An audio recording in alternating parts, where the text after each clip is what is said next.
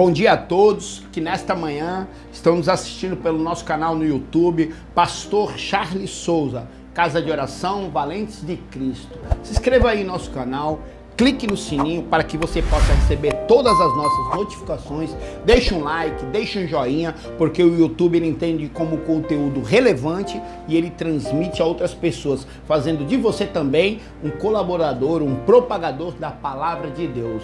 E nesta manhã eu saúdo a todos com a paz do Senhor Jesus, nesta série nova sobre a vida de Jesus. Quem é Jesus? É uma série da vida de Jesus, sobre a vida de Jesus. Querido, viaje comigo nesta série, venha conhecer o profundo, a intimidade de Jesus, quem ele é verdadeiramente, o que ele sentia, o que ele pensava. E eu trago uma palavra hoje especial sobre a vida de Jesus, que se encontra no livro de Lucas, capítulo de número 18, do verso do 35 ao 37, que diz assim: aconteceu que, ao aproximar-se Jesus de Jericó, estava um homem cego sentado à beira do caminho, suplicando por esmolas.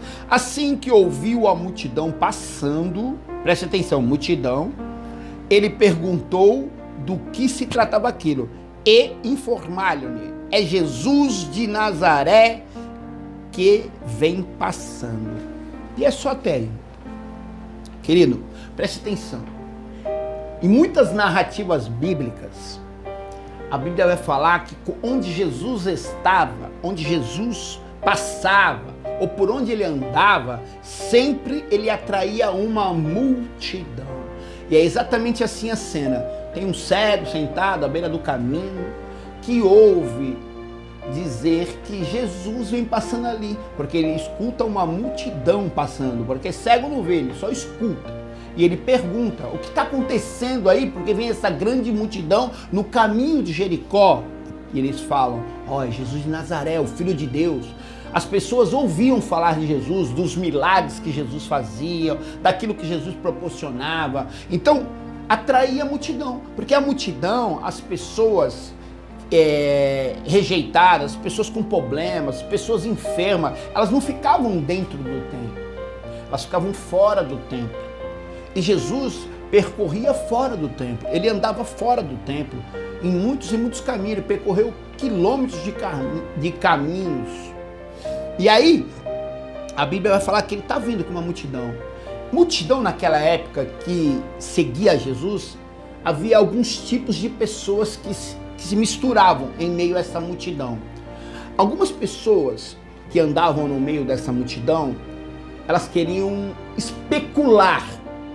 Havia os hipócritas, os fariseus nesse meio. Eles queriam saber o que Jesus fazia, como ele fazia, porque os sacerdotes enviavam essas pessoas para ver se Jesus cometia alguma gafe, algum erro, para que eles pudessem expor a vida de Jesus, falar que ele não era um filho de Deus, falar que ele não era um profeta, mas falar que ele era um fanfarrão, para falar que ele era uma pessoa que cometia pecado ou que cometia algo contra a lei.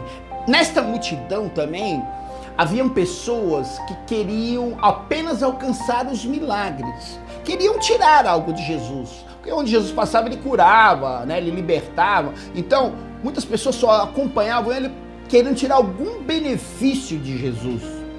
Outras pessoas que se relacionavam e se misturavam no meio dessa multidão eram pessoas que queriam apenas comer, porque lembra que quando Jesus alimentou 5.000 pessoas com 5 pães e 2 peixinhos, então tinha pessoas que queriam apenas se alimentar.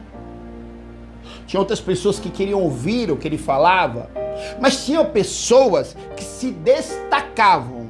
Olha só o título desse texto: um cego ganha a visão. Então, você vê que no meio da multidão, em vários textos bíblicos que eu vou narrar para você agora, você vai ver que apenas um chama a atenção de Jesus, que apenas um ganha um título na Bíblia. Até hoje o seu nome é falado de geração em geração, porque de verdade essas pessoas decidiram não apenas fazer parte de uma multidão, mas decidiram seguir Jesus. Então, querido, preste atenção para ver onde você se enquadra nesse texto. A Bíblia fala que esse cego, quando a multidão vem, ele sai da beira do caminho e ele vai para o caminho. Jesus, quando ele fala assim, ó, vinde a mim, ele está dizendo assim, ó, eu sou o caminho, a verdade e a vida. Então, este cego, ele toma uma decisão, ele começa a gritar mesmo. E imagine, no meio de uma multidão, você chamar a atenção de uma pessoa gritando. É porque ele gritava bem alto, ele gritava tão alto, que as pessoas, a multidão, pedia que ele se calasse, para ver o incômodo que ele causava. Mas ele não desistiu em meio a uma multidão, porque de verdade ele queria ver, ele queria enxergar, ele queria alcançar o milagre, mas ele não queria só o milagre de Jesus, e você vai entender isso no final da história. A Bíblia vai falar que por ele clamar bem alto, ei, filho de Davi, tem misericórdia de mim, ei, filho de Davi, tem misericórdia de mim, ele insistiu. A Bíblia fala que Jesus para a multidão e vai até ele e pergunta assim, o que tu queres que eu te faça? E ele fala, eu quero ver, Senhor. Ele sabia exatamente o que pedir. Ele estava decidido. Você vê que a decisão, através de uma atitude, pode mudar tudo hoje na sua vida? Você pode chamar a atenção do mestre? E a Bíblia fala que imediatamente Jesus toca nele e ele enxerga. Mas olha só, não para por aí. Sabe por que o nome dele está no texto bíblico até hoje? Ele é citado na Bíblia até hoje, porque ele toma uma decisão também no final do texto. Ele decide seguir Jesus. Ele não apenas se contenta com os milagres, porque na multidão muitas pessoas recebiam o milagre, mas elas iam embora. Ele não, ele decide seguir Jesus. E esta é a diferença de quem acompanha e quem segue. Muitas pessoas hoje acompanham, mas não querem seguir Jesus, porque para seguir Jesus tem alguns parentes que tem que ser feito. A Bíblia diz assim, ó, aquele que quer me seguir, tome sua cruz, negue-se a si mesmo e me siga. Tomar a cruz é carregar os fardos que a vida nos impõe, é carregar as adversidades e ter a reação não em cima do nosso eu, mas em cima de Cristo. É negar a si mesmo, é negar as vontades, os desejos, as paixões, as corrupçências que a carne nos querem todos os dias e exala sobre os nossos poros, que é o pecado. Seguir a Jesus é você deixar você mesmo de lado, deixar os seus pensamentos de lado. Paulo diz assim, ó, levo minha mente cativa mesmo, prisioneira, a obedecer a Cristo. E é exatamente isso que diferencia as pessoas que acompanham e que seguem Jesus. Porque se você vai em igrejas hoje, você vê muitas igrejas superlotadas, assim como a multidão que acompanhava Cristo. Mas quantas pessoas que estão nessa igreja superlotada hoje querem seguir a Cristo? Ou estão lá apenas como um clube social, ou porque o cantor tal vai louvar lá, ou porque o pastor tal prega bem, mas de verdade, desta multidão, quem decide tomar a cruz, negar a si mesmo e seguir a Cristo? Jesus faz uma pergunta para um jovem rico, a Bíblia diz. O jovem rico chega para Jesus no meio do caminho e fala, Senhor, olha, eu faço tudo certo, eu pago os dízimos, eu vou ao templo, eu honro meu pai, eu honro minha mãe. Mas Jesus, ele é onipotente, ele é onipresente, mas principalmente, ele é onisciente, que é coisa que o diabo não tem esse poder. Só o nosso Deus, através de Jesus, tem o poder de saber aquilo que pensamos, aquilo que falamos. Mas como assim, pastor? Jesus sabe o que eu penso? Sabe exatamente o que você pensa. A Bíblia vai falar que quando ele está sentado na mesa dos fariseus, entra uma mulher chamada pecadora. E os fariseus pensam só. Se esse homem soubesse quem é essa mulher, eles não falam, eles pensam. E Jesus consegue captar justamente esse pensamento dentro desse jantar. Ele é onisciente, ele sabe exatamente aquilo que você está pensando. E ele diz uma coisa muito importante também. Nem todo mundo que está em Israel é israelita. Sabe por que eu estou falando isso para você? Porque eu sou um pastor e eu presido igreja. E eu consigo ver exatamente esses comportamentos sobre os membros da minha igreja. Não estou julgando, estou falando em cima de fatos. Muitas pessoas vêm me procurar porque precisam apenas de alguma coisa. Mas quando elas alcançam exatamente essas coisas, elas vão embora. Muitas ficam porque é cômodo, é legal, mas poucas querem pegar a cruz, negar a si mesmo e seguir Jesus, que é se arrepender dos velhos comportamentos. Quantas pessoas hoje estão na igreja tendo o mesmo comportamento que tinha antes de estar na igreja, quando eles eram do mundo? Sabe o que diferencia as pessoas do mundo e o ser cristão? Eu vou te falar agora, é a maneira como nós reagimos às situações. O crente e a pessoa do mundo vai passar por enfermidade. O crente e a pessoa do mundo vai passar por desemprego, necessidade, adversidades, tribulações, dificuldades. Mas o que vai mostrar se você acompanha Cristo ou segue Cristo é justamente as tuas atitudes. É como eu reajo às coisas. Esse cego, ele nos ensina, sabe como? Depois que ele recebe o milagre, ele vê, ele poderia fazer como a multidão. Eu já ganhei o que eu queria de Jesus, eu vou embora agora. Não. A Bíblia vai falar que ele decide seguir Jesus. E para seguir Jesus é muito complicado, querido. Vou te falar por quê. Preste atenção.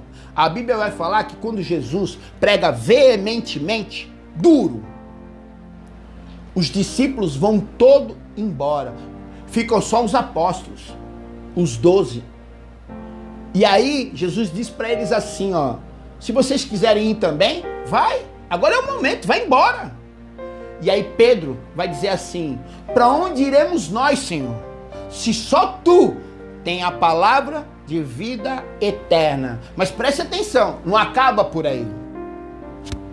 A Bíblia vai falar que quando Jesus está no Gólgota, sendo crucificado, levando a cruz, tomando chicotada, quando chega o fim dele, para o homem, aparentemente achando isso, que terminou a vida de Cristo, quando ele é crucificado e ele olha para baixo, sabe esses 12 que eu falei? Sabe Pedro que falou que para onde iremos nós, se só tu tens a palavra de vida eterna? Os 11 abandonam ele. Sabe quantas pessoas ficam com Jesus até o fim? Até a cruz, de negar a si mesmo, pegar a cruz e seguir Jesus? Sabe quantos? Só apenas um. Sabe quem está lá no dia do martírio de Cristo, que vê Jesus sangrando sangue na cruz do Calvário? Só apenas um dos apóstolos, chamado João. Este fica até o fim. Este vê Jesus sendo crucificado, ele vê Jesus suando sangue, ele vê Jesus sofrendo, ele vê Jesus recebendo coroa de espinho, ele vê Jesus sofrendo demais, mas ele fica até o fim e ele é honrado. Jesus olha para ele e fala assim: olha, João, tá aqui minha mãe. Agora ela é sua mãe. Mãe, tá vendo aqui? Agora ele é seu filho. Sabe o que ele está dizendo para isso? Olha, João, você foi o único que chegou até o fim comigo. E eu confio muito em você. E é por eu confiar em você que eu estou dando aquilo que eu mais amo para você também, que é minha mãe. Toma conta dela. E a Bíblia fala que ele leva exatamente Maria para sua casa.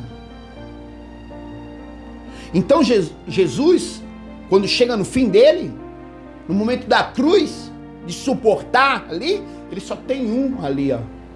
Havia uma multidão, lembra que eu falei no começo do texto?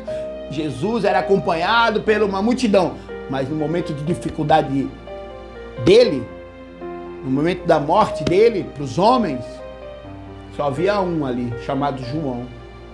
João vê exatamente ele sofrendo todos esses horrores que eu relatei agora para você. Mas João, quando ele está na ilha de Patmos, pensando que tudo acabou, que ele é jogado lá para morrer naquela ilha como escravo, Jesus também não esquece dele. João é arrebatado aos céus. Ele tem a visão do Apocalipse e ele é o único que também vê Jesus glorificado. Ele recebe a bênção de ver o mestre transfigurado. Ele vê os castiçais de ouro. Ele vê Jesus com os cabelos brancos como a lã da neve. Seus olhares, ele relata que era como chamas de fogo. Sabe, quem vai até o fim é que ganha a vitória. Um corredor, para ele ganhar a medalha, ele tem que chegar no fim. Mas você entendeu agora a diferença de quem acompanha e de quem segue? Seguir Jesus é muito difícil, mas tem a recompensa.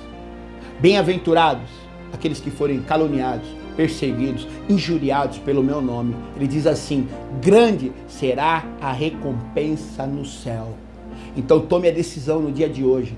Você que está esperando um milagre, você que está esperando algo de Cristo, decida, antes de receber o milagre, antes de barganhar com ele, seguir Jesus de verdade. Porque quem segue Jesus tem vitória.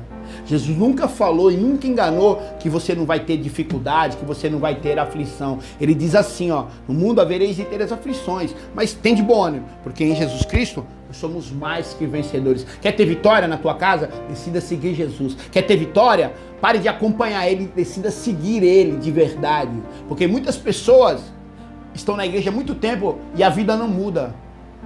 E aí me pergunta: pastor, mas por que o irmão sim, comigo não?